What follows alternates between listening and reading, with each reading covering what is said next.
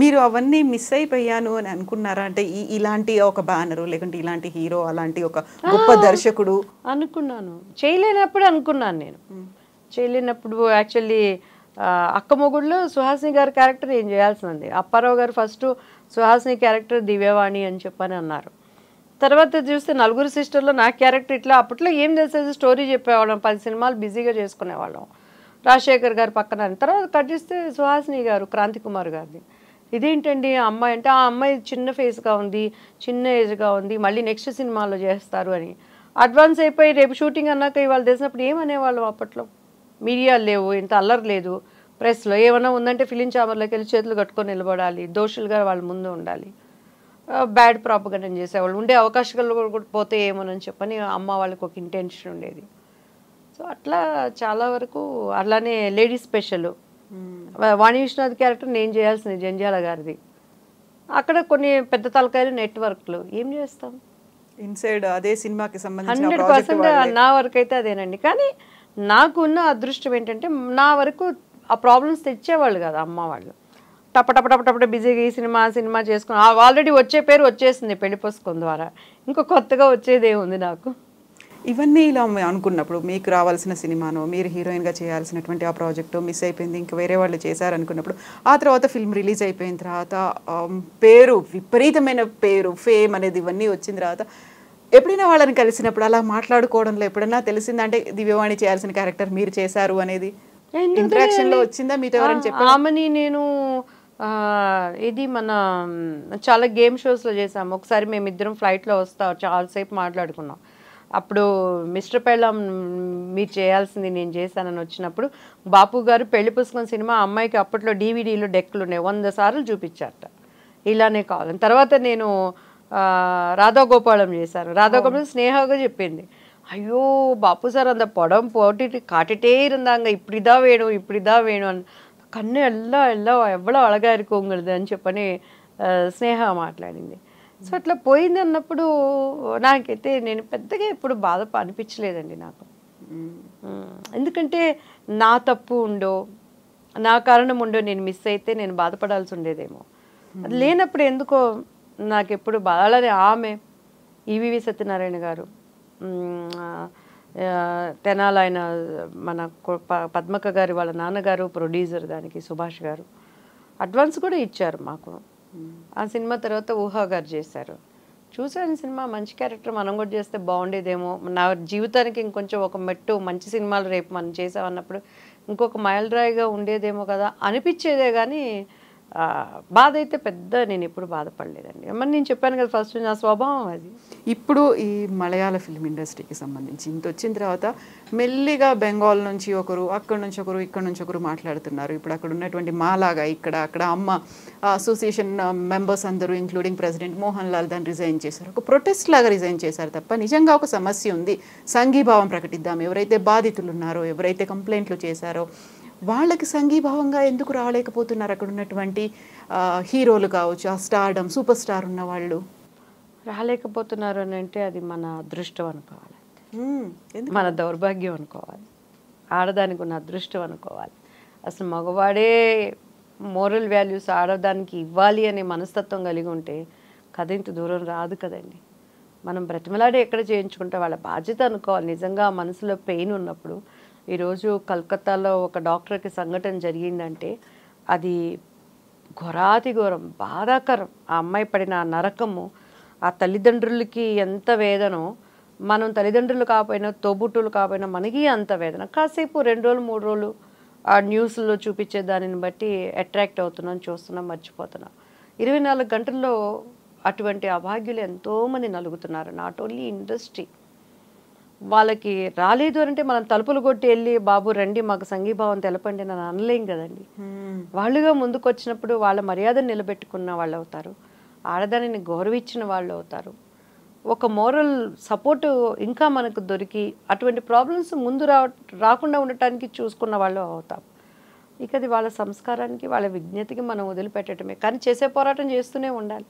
ఎవరు ఉన్నా చేయాలి, ఎవరు లేకపోయినా చేసినప్పుడే దాని సక్సెస్ని మనం తీసుకురావాలి. భయపడాలండి. ఆడదాన్ని పెళ్ళామైనా సరే తప్పు లేకుండా నువ్వు ఒక మాట మాట్లాడాలంటే మగవాడు భయపడాలి.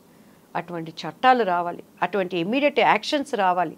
దుబాయ్లో ఈరోజు ఎందుకంటే ఆడదాన్ని ఒక మాట అనాలంటే భయపడతారు. సిన్సియర్గా ఉండే ఆడవాళ్ళని, రెండో కేటగిరీ ఆడవాళ్ళు కూడా మనం చూస్తున్నాం.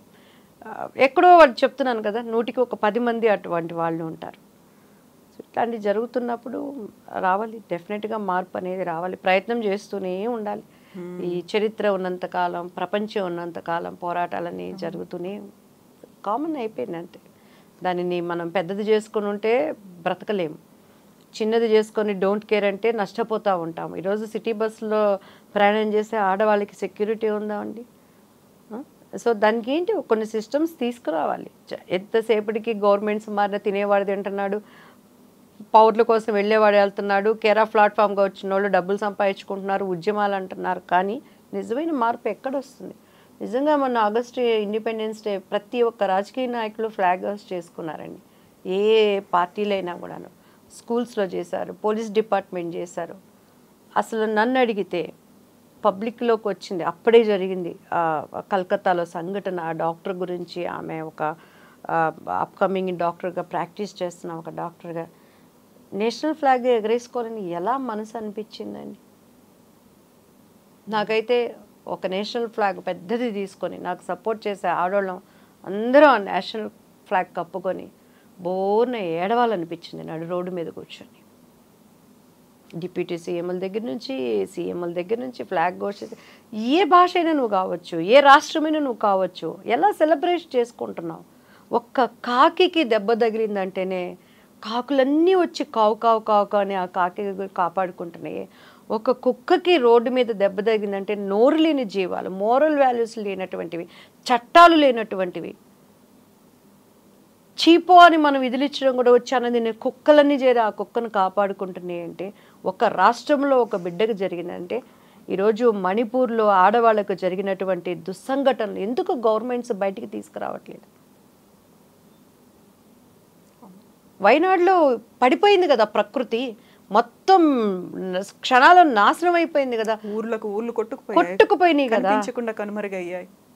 ఏంటి మనిషి బ్రతుకేంటి, మనిషి ఎంతవరకు అనేటువంటి జ్ఞానాన్ని నశింపజేసేటువంటి సంఘటనలు జరుగుతున్నప్పుడు కనీసం ఒక 10 మంది ఆడవాళ్ళని, ఇప్పుడు మా లాంటి వాళ్ళు బయటికి రావాలంటే ఒక సపోర్ట్ లేకుండా రాలేకపోతున్నాం. కానీ మనసు ఏడుస్తూ ఉంటుంది. అన్నీ ఉన్నవాళ్ళు, ఒక సీఎం కూతుళ్ళు ఉన్నారు, పిఎం కూతుళ్ళు ఉన్నారు, చక్కగా వాళ్ళతో వచ్చి సెల్యూట్ చేసి నేషనల్ ఫ్లాగ్ ఎగరేస్తున్నారు. కానీ నీకు మనసులో కొద్దిగా కూడా బాధ లేదా?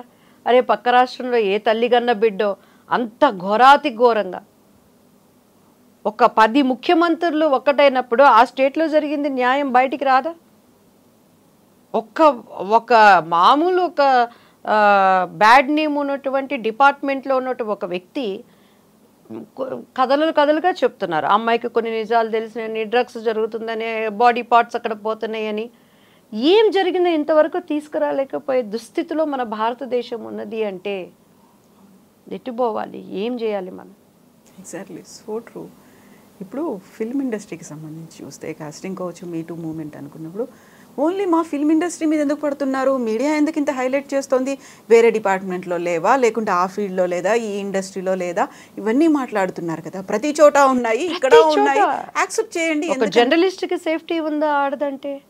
స్కూల్కి వెళ్ళే పిల్లకి సేఫ్టీ ఉందా? సినిమా ఇండస్ట్రీ, నేను ఫస్ట్ నుంచి అదే చెప్తానండి, దీనిని మాత్రం ఎందుకు భూతద్దంలో పెడతారు?